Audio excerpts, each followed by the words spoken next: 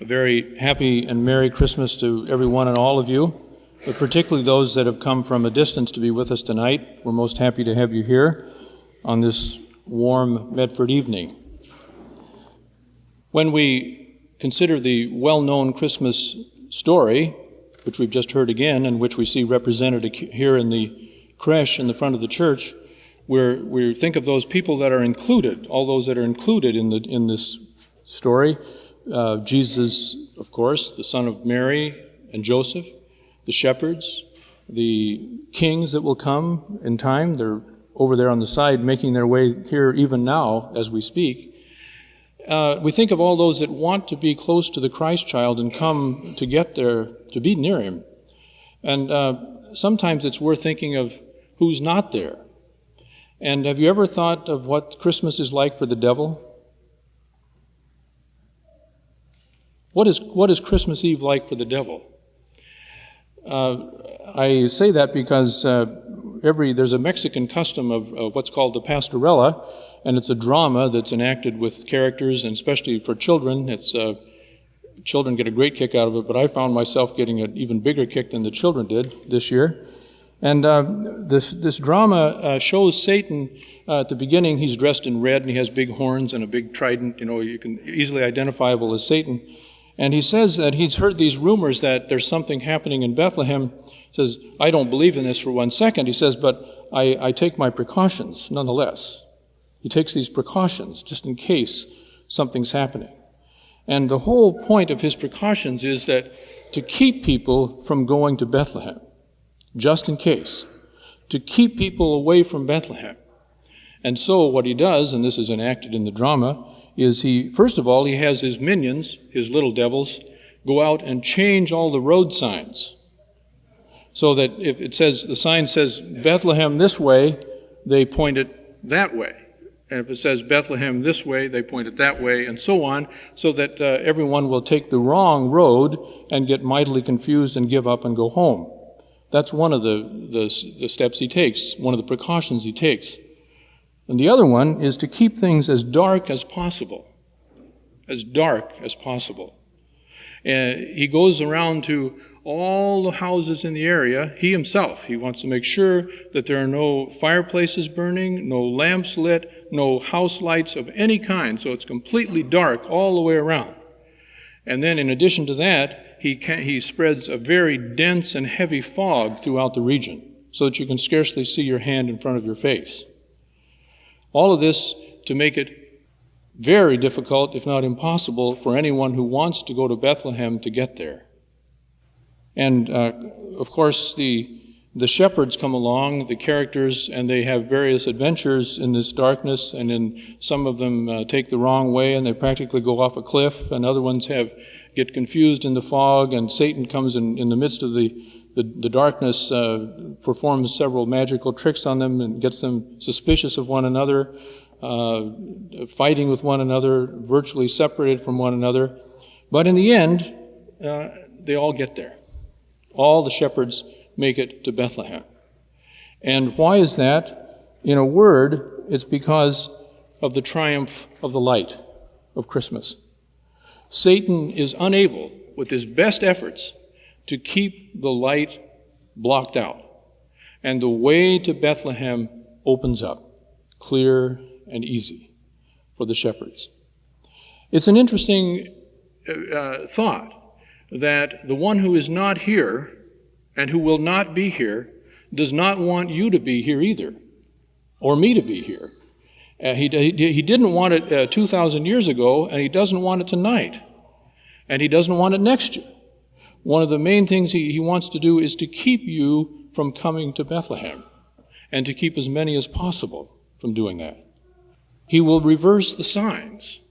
He will lead you in a wrong path, or try to. And he will bring down darkness of one form or another so that you can't see the way, so that you'll get mixed up with the people you're with and maybe separated and cut off and wander and finally give up. This is what the one wants who is not here tonight and will not be joining us. We can be sure. It is because of the light. St. John in the Gospel to be read tomorrow morning at the morning Mass on Christmas says, "In him, in the Word, was life, and the life was the light of men." The light of men. We want to live. We want to live. But so much of our living can be in darkness. And we want to see life come to light. And that we then can be drawn to the light and live in the light.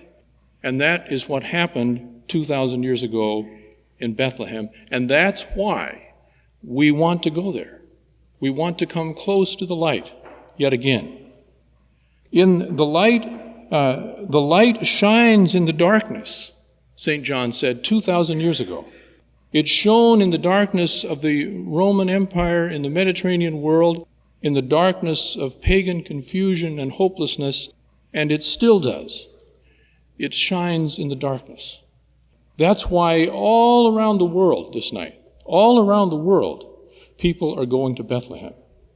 Now, we can say that that's just a manner of speaking, that it's just a figure of speech.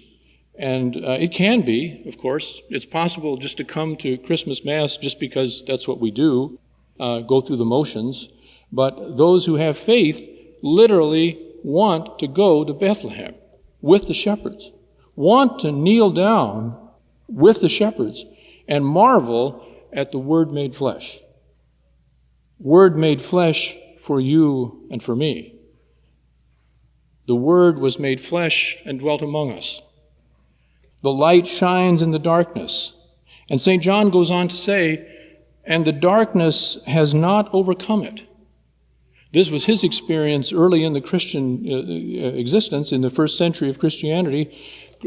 What prospects did this light have going into the darkness of Rome, from the obscurity of Palestine? What chances did it have to overcome the complete uncomprehending darkness of the great Roman imperial power? And yet, St. John could say, late in that century, the last of the apostles to live, looking back, said, the darkness has not overcome it. And that's what we can say 2,000 years later, after all the more experience of darkness, of an enormous, powerful darkness, trying to overcome the light, and it shines still. The light shines in the darkness, and the darkness has not overcome it. St. John says of this light, of the Word, in him was life. In him was life. Jesus Christ, the Son of God, the Son of Mary, wants to live his life in us. He wants to live his life in you and in me. He wants to live his life as God. He is God. He is, as we are told in the Christmas Gospel, Emmanuel, God with us. He is God with us for good now. When we pour the drop of water in the wine in a few minutes before at the offertory, when the priest pours the drop of water in the wine, that has always stood for the humanity, the drop of humanity in this so relatively sea of wine, which is the divinity of Christ. You put that humanity with the divinity, you put that drop in the water, and you can never take them apart again. They're together, just as the humanity of Jesus is now one with ours, never to be taken apart, never again. Our humanity has been linked with God, with the divine life. Emmanuel is with us. God is with us for the duration. But the problem is, God is with us. The problem is, isn't it, we're not with God. We're away with ourselves, somewhere or other. And so we need this feast of Christmas once again to proclaim loud and clear and high, Emmanuel, God is with us. Let us be with him, attentive to him. So Jesus wants to share his life as God, as the Son of God, with you and with me, but he also wants to share his life as man. He is the Savior, not just the God, he is the Savior of our human life.